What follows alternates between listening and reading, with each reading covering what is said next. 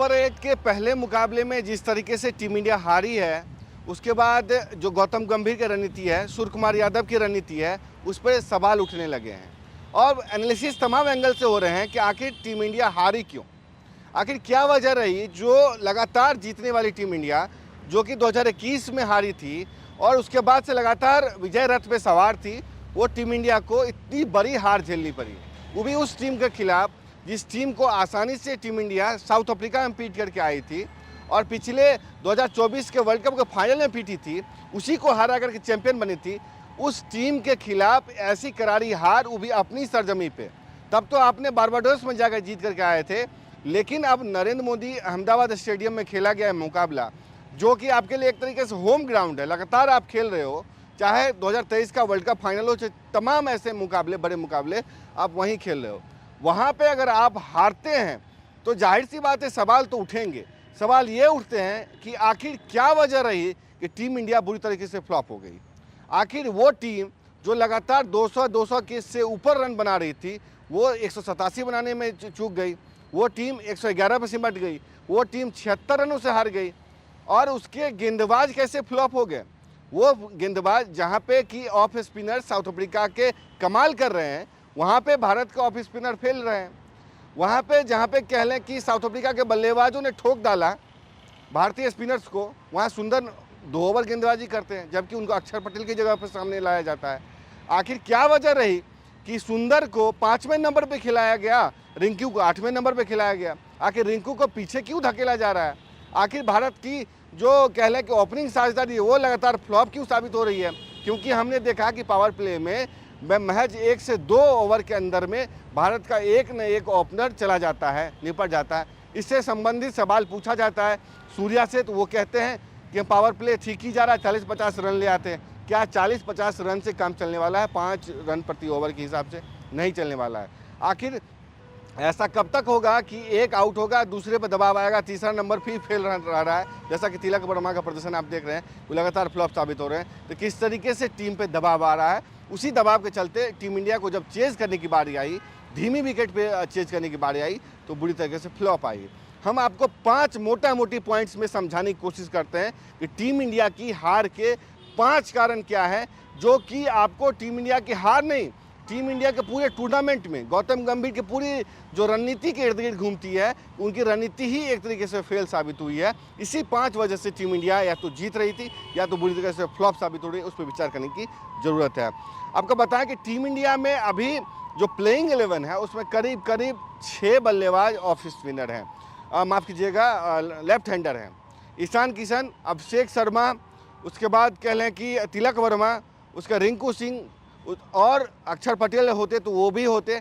तमाम ऐसे बल्लेबाज जो हैं ऑफ लेफ्ट हैंडर हैं, जिससे कि और जो स्पिनर होते हैं उनको मदद मिलती है। अगर गेंद थोड़ी भी घूम गई तो इनको बहुत परेशानी होती है। इसलिए आपने देखा है कि जो भारत के जो लेफ्ट हैंडर बैट्समैन हैं, वो ऑफ स्पिनर्स के खिलाफ खेलने में काफ़ी परेशानी महसूस कर रहे थे, संघर्ष कर रहे थे। और जब कल काली मिट्टी पे धीमी विकेट पे गेंद स्पिन हो रहा था, तो साउथ अफ्रीका के गेंदबाज केशव महाराज एक तरीके से अच्छी गेंदबाजी करते नजर आए, वहीं भारत के गेंदबाज फेल नजर आए।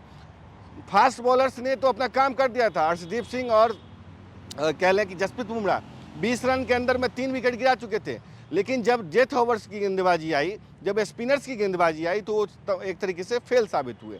और जब फेल साबित हुए और महंगे भी साबित हुए, तो कह लें कि डबल तड़का लग गया, भारतीय टीम को डबल झटका लगा और स्कोर 187 तक चला गया। जब चेज करने की बारी आई तो बुरी तरीके से फ्लॉप साबित हुए।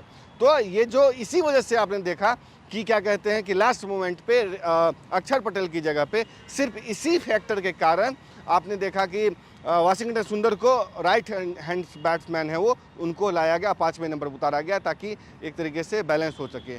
लेकिन सिर्फ इसी वजह से आपने शामिल करके अक्षर पटेल को बाहर कर दिया, तो देखा आपने क्या दुर्गति हुई। वो अक्षर पटेल जो आपको लगातार मैच जीता रहा था, लोकल बॉय था, 2024 के वर्ल्ड कप फाइनल में भी उसने कैसी पारी खेली थी विराट कोहली के साथ, आपने देखा था। तो ये एक पहला कारण रहा। उसके बाद टीम इंडिया के ओपनर्स लगातार फेल साबित हो रहे हैं। फेल इस लिहाज से साबित हो रहे हैं कि देखें कि जो T20 वर्ल्ड कप है, उसे 5 मुकाबलों में जो सलामी बल्लेबाजी है, उसने महज 34 रन जोड़े हैं मिल करके। तो ये बताने के लिए काफ़ी है कि टीम इंडिया की जो ओपनिंग जोड़ी है फ्लॉप साबित हो रहे हैं। कोई तय नहीं कर पा रहा है कि कैसे चलेगा। आपने गिल को एक वर्ल्ड कप से पहले ड्रॉप कर दिया था। संजू सैमसन के बारे में कोई स्पष्टता नहीं है। ईशान किशन को आपने लास्ट मोमेंट पे लाया था, हालांकि उनका प्रदर्शन अच्छा रहा, लेकिन बीते मैच में वो डक पे आउट हो गया। 3 मैच में लगातार डक पे आउट हुए थे अभिषेक शर्मा, यानी कि विदिन 1 से 2 गेंद के अंदर उनको चलता कर दे रही थी। उनकी कमजोरी एक तरीके से भांप ली गई है कि नकल बॉल नहीं खेल पा रहे हैं, धीमी भी गेंद पे नहीं खेल पा रहे हैं, तो आप एक तरीके से उसी का इस्तेमाल किया था। अब दूसरे मैच में भी उनके खिलाफ इस औजार का इस्तेमाल होगा और वो फेल साबित होंगे, ये भी आप लिख के रख लीजिए। तो भारत की ओपनिंग बल्लेबाजी जो है फेल साबित हो रही है और तीसरे तक आते आते घुटने टेक देती है। सूर्यकुमार यादव को भी यूएसए वाले मुकाबले में, पाकिस्तान वाले मुकाबले में संभालना पड़ा था, सस्ते में निपट गए थे। अगर ईशान किशन नहीं होते वहाँ पे, तो वहाँ भी भारतीय टीम पाकिस्तान के खिलाफ निपट गई होती। तो आपने देखा दूसरा पॉइंट ये हो गया। उसके बाद देखें कि डेथ ओवर्स में गेंदबाजी, चलिए वरुण चक्रवर्ती स्पिनर हैं, तो एक मैच में अच्छा होता है, एक मैच में अच्छा नहीं होता है, लेकिन डेथ ओवर्स में टीम इंडिया काफ़ी रन लुटा रही है। पाकिस्तान के खिलाफ भी हमने देखा, उसके बाद यूएसए के खिलाफ हमने देखा है, साउथ अफ्रीका के खिलाफ देखा किस तरीके से 20 रन पर 3 विकेट पावर प्ले के अंदर में निपटा देते, 3 से 4 ओवर के अंदर में, लेकिन किस तरीके से उनका स्कोर डेविड मिलर और तमाम ऐसे जो कॉर्बिन बॉस या तमाम जो थे ब्रेविस, उन्होंने कैसे गेंदबाजी की, बल्लेबाजी की, आपने देख लिया और टीम जीतने में कामयाब रही। तो डेथ ओवर्स की गेंदबाजी देख ली।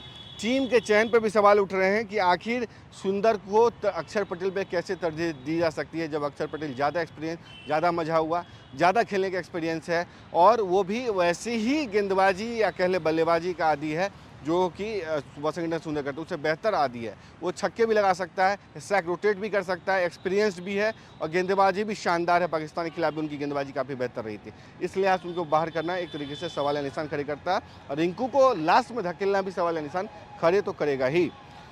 उसके बाद अगर हम देखें तो स्पिन गेंदबाजों की नाकामी की बात हमने कर ली। साझेदारियाँ टीम इंडिया नहीं निभा पा रही है, साझेदारियों में भी एक तरीके से फ्लॉप साबित हो रही है, यानी कि टॉप ऑर्डर भी फ्लॉप हो रही है, साझेदारी भी नहीं हो रही है। टॉप ऑर्डर फ्लॉप हो रही है तो कह लें कि उसकी भरपाई, चूँकि आप फर्स्ट बैटिंग कर रहे थे तो भरपाई हो जा रही थी, लेकिन जैसे ही टॉप ऑर्डर फ्लॉप हो रही है, आप चेज में आए तो वहाँ अपने घुटने टेक दिए, ताश की पत्तों की तरह टीम इंडिया बिखर गई। और अगर शिवम दुबे नहीं होती तो 100 के अंदर में निपट जाते। इस लिहाज से आपको देखना होगा कि टॉप ऑर्डर अच्छा परफॉर्म करे। अच्छा परफॉर्म करने से मतलब इसलिए है क्योंकि उनको ओपनिंग को भी चलना होगा और मिडिल ऑर्डर के तीसरे चौथे नंबर के बल्लेबाज को भी अच्छा चलना होगा, क्योंकि जब आप रन चेज में जाते हैं तो आपको एक स्कोर बोर्ड का दबाव होता है कि इतना टारगेट है, उसके अनुसार आपको प्लानिंग करनी होती है। प्लानिंग की दिक्कत। दूसरी बात कि आपको स्ट्राइक रोटेट भी करना होता है, दूसरी दिक्कत। तीसरी दिक्कत ये होती है कि आपको ये भी देखना पड़ता है किस गेंदबाज पे हौला हाथ रखना है, किस पे अटैक करना है, इसका भी ध्यान रखना पड़ता है। चौथी बात ये होती है कि आपको नेट रन रेट का भी ध्यान देना पड़ता है आईसीसी टूर्नामेंट्स में। इस लिहाज से आपको जो टॉप ऑर्डर का परफॉर्मेंस है वो टीम की जीत में काफ़ी एक तरीके से कह योगदान देता है, क्योंकि जब तक मध्यक्रम आता है तब तक तो एक तरीके से हार जीत का फैसला हो चुका होता है और नेट रन रेट बिल्कुल डाउन चला जाता है। इस लिहाज से टॉप ऑर्डर का परफॉर्मेंस, सलामी बल्लेबाजों का परफॉर्मेंस, स्पिन गेंदबाजों की परफॉर्मेंस, ये इस पर ध्यान देना होगा। और कह लें कि जो भारत का ओपनिंग है उसको भी, ओपनिंग पेयर जो है ईशान किशन, अभिषेक शर्मा या संजू सैमसन मान खिलाते हैं, तो उनको भी ध्यान देना होगा कि वो कैसे खेलते हैं। तो तमाम ऐसे जो फैसले हैं गौतम गंभीर के, कप्तान सूर्या के, उससे सवाल या निशान उठेंगे। और हमने जो बताया तकरीबन 5 पॉइंट्स में आपको समझाने की कोशिश की है कि टीम इंडिया कैसे हार रही है, कैसे उसकी कलई खुल गई है। और सिर्फ कलई नहीं खुली है, उसने एक तरीके से जो कह लें कि जीत पर जो पर्दा डला हुआ था जीत की वजह से, उसको भी एक तरीके से उघाड़ कर रख दिया है। तो ये वजह रही थी बीते मैच में, मुझे जो लगता है कि इस वजह से टीम इंडिया हारी है। और यही कुछ वजह आपको हार जीत का या सेमीफाइनल की दौर का फैसला करेंगे टीम इंडिया के लिए। और आने वाले मुकाबले में भी तय करेंगे कि जिम्बाब्वे से जो मुकाबला होगा उसमें तय होगा कि टीम इंडिया कैसा प्रदर्शन करती है। आप इसको कैसे देखते हैं, टीम इंडिया की जीत और रणनीति को कैसे देखते हैं, गौतम गंभीर के जो फैसले पे आपकी क्या राय है, अपनी राय जरूर दें। तब तक के लिए देखते रहें स्पोर्ट्स स्टार। नमस्कार।